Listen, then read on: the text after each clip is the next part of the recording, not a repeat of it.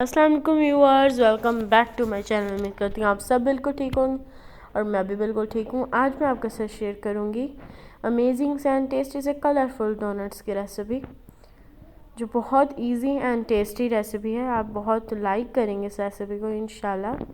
چلیں اب چلتے ہیں کیسے بنائیں گے اسے۔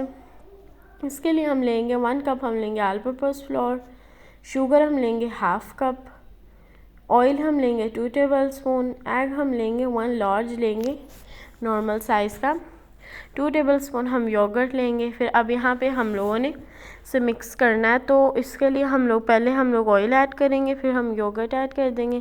یوگرٹ جو ہے وہ کھٹا نہیں ہونا چاہیے، باقی آپ جو سا مرضی لے سکتے ہیں، اینڈ سویٹ بھی کم ہونا چاہیے، نارمل ہونا چاہیے نا۔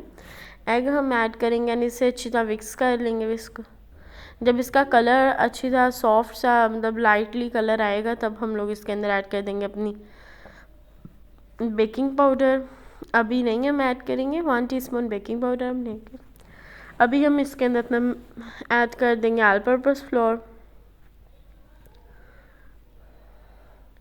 ہم نے جب ہم نے آل پرپز فلور سے تھوڑا سا مکس کر لینا ہے، بیکنگ پاؤڈر ایڈ کر لینا، پھر ہم نے اپنی شوگر ایڈ کرنی ہے، دیکھیں جیسے کیسے۔ اور پھر ہم لوگوں نے سالٹ لینا ہے 1 پنچ، ہم نے اسے اس طرح مکس کر لینا ہے سارے بیٹر کو۔ اینڈ پھر جب ہم لوگوں نے اپنا ایسے ڈالنا ہے نا آل پرپز فلور، پھر ہم لوگوں نے اسے تھوڑا سا مکس کر کے پھر ہم لوگ اسے رکھ دیں گے، مطلب اچھی طرح مکس کر کے کہ آل پرپز فلور اچھی طرح اس کے اندر مکس ہو جائے گا۔ پھر ہم لوگ اس میں ایڈ کر دیں گے 1 ٹی اسپون ونیلا ایکسٹریکٹ، پھر یہاں پہ مکس ہو جائے گا۔ پھر اب یہاں پہ میں آپ کو بتاتی ہوں، جو ہم اس پہ چاکلیٹ لگاتے ہیں، چاکلیٹس کو میلٹ کر کے یوز کرتے ہیں، اسٹرابیری اور چاکلیٹس ہم یوز کرتے ہیں، اس کی کوئی ضرورت نہیں ہے۔ مجھے کچھ لوگ کہہ رہے تھے کہ آپ ہمیں چاکلیٹس نہ ہوں تو پھر آپ بتائیں کیا ہم ایڈ کریں۔ یہاں پہ دیکھیں میں نے ½ کپ شوگر پاؤڈر لیا ہے۔ شوگر کو ہم نے اچھی طرح یہاں تو ریڈی میڈ لیا ہے، یا پھر دوسری شوگر لے کے اسے اچھی طرح آپ نے کر لینا، کرش کر لینا، بالکل پاؤڈر فارم لینی ہے۔ پھر آپ نے اس کے اندر 2 table spoon choco powder add کرنے، کوکو پاؤڈر ایڈ کرنا مینس۔ پھر 2 ٹیبل اسپون ہم ایڈ کریں گے نا جب ملک، تو ہمارا بالکل ریڈی ہو جائے گا۔ یہ دیکھیں جیسے کہ اب میرا بالکل ریڈی ہو چکا ہے، یہ چاکلیٹ بالکل لگ رہی ہے آپ کے سامنے، اور اس کا ٹیسٹ بھی بالکل چاکلیٹ والا آئے گا۔ یہاں پہ اب ہم لوگ بنائیں گے وائٹ والی بنائیں گے۔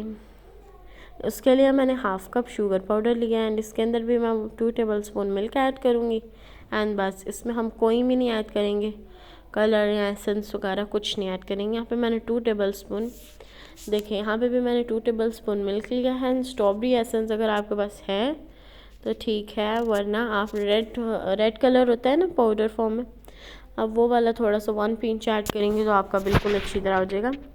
میں اس میں اسٹرابیری ایسنس ایڈ کر رہی ہوں، کیونکہ اسٹرابیری ایسنس سے تھوڑا لائٹلی سا کلر آتا ہے نا، تو وہ زیادہ اچھا لگتا ہے۔ دیکھیں جیسے کہ یہ کلر ہے، یہ دیکھیں یہ بھی میری بالکل ریڈی ہو گئی ہے۔ یہ بھی بہت ٹیسٹی تھی، اس لیے میں آپ کے ساتھ شیئر کر رہی ہوں، اینڈ بہت ہی ایزی ہے۔ یہاں پہ اب جیسے کہ میرا جو آئل ہے وہ میڈیم فلیم پہ ہے، اب گرم ہو رہا ہے، اور یہاں پہ میں نے جو ہے میرا آل پرپز فلور والا جو میرا میدا ہے، اسے میں نے مکس کر لیا۔ اس پہ میں نے تھوڑا سا ہم لوگوں نے ایڈ کرنا ہے آل پرپز فلور، تھوڑا سا مطلب لگانا ہے کہ اچھی طرح باہر آ سکے ایزیلی۔ پھر ہم نے اسے اس طرح ٹوگیدر کر لینا ہے۔ ہم اسے پھر پہلے ٹوگیدر کریں گے، پھر ہم تھوڑا سا بس کریں گے نا، جیسے کہ تھوڑا سا بیلیں گے۔ اسے ہم نے پتلا نہیں کرنا، اسے ہم نے موٹا ہی رکھنا ہے، جیسے کہ آپ کے سامنے ابھی میں کروں گی، بالکل ایسے سیم۔ میرے پاس اور کوئی کیپ نہیں ہے، مطلب کٹر اگر آپ چاہیں تو آپ کٹر یوز کر لیں، اور اگر آپ کے پاس کٹر نہیں ہے تو آپ اس طرح دیکھیں جیسے کہ میں نے کیا ہے، آپ سیم ویسے کر سکتے ہیں۔ یہاں پہ دیکھیں اب اسی طرح ہم لوگ سیم اس کی شیپس بنا لیں گے اور رکھ دیں گے۔ کٹ کرتے ہوئے بھی ایسے لگ رہا ہے جس طرح ہم پائن ایپل کٹ کر رہے ہیں، پائن ایپل سلائسز ہوتے ہیں نا، سیم اس طرح لگ رہے کٹ۔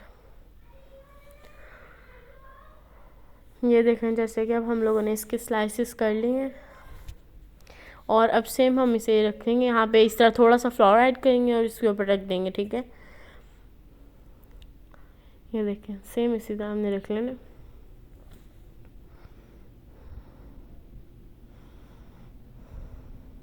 دیکھیں، اور ہم نے اس کی شیپ خراب نہیں ہونے دینی. آپ جو سی مرضی شیپ بنا سکتے ہیں، بٹ یہ والی شیپ ڈونٹ شیپ ہے. اب یہ میں نے ساری شیپس بنا لی ہیں. اب اسے ہم فرائی کریں گے. یہ دیکھیں، اب ہم لوگوں نے پہلے اپنی ایک ٹوتھ پک لینی ہے، مطلب ایک لے کے اسے ہم لوگوں نے دیکھنا سائڈوں پہ اگر تو یہ آنا شروع ہوگی ببلز، تو اس کا مطلب آئل بالکل ہیٹ ہے. اور ہینڈ رکھ کے بھی آپ چیک کر سکتے ہیں، بالکل ہیٹ ہوئی تو اس کا مطلب ہو گیا ہے. اور یہاں پہ دیکھیں میں اسے فرائی کر رہی ہوں. اور یہ جب ہماری فرائی ہو جائیں گی، میں آپ کو بھی دکھا رہی ہوں. آپ دیکھیں اس کے اندر میں 3 پیسز رکھ رہی ہوں. یہاں پہ میرے سے تھوڑی سی خراب ہو جاتی ہیں سائڈ سے،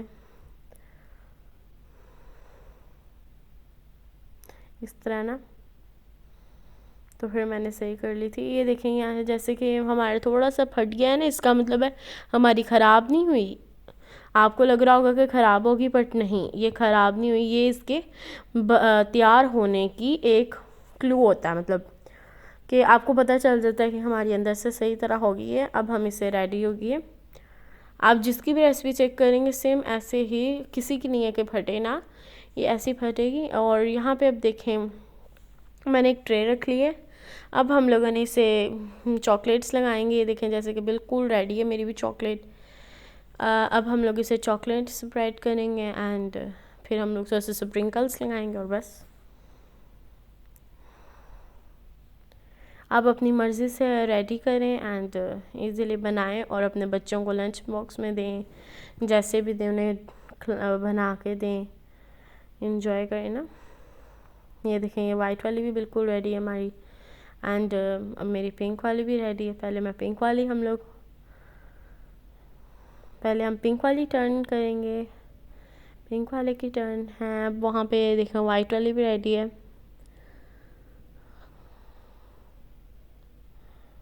دیکھیں یہاں پہ دیکھیں میری پنک دونوں ریڈی ہیں، بلیک بھی ریڈی ہے.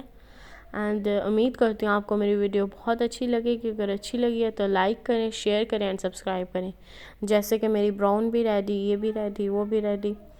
اور امید کرتی ہوں آپ کو میری ویڈیو اچھی لگے گی. ہاں تو لائک کریے گا، شیئر کریں اینڈ سبسکرائب کریے گا. انشاءاللہ میں بہت جلد آپ لوگوں سے ملوں گی نیکسٹ ریسیپی میں. انشاءاللہ بائے، اللہ حافظ.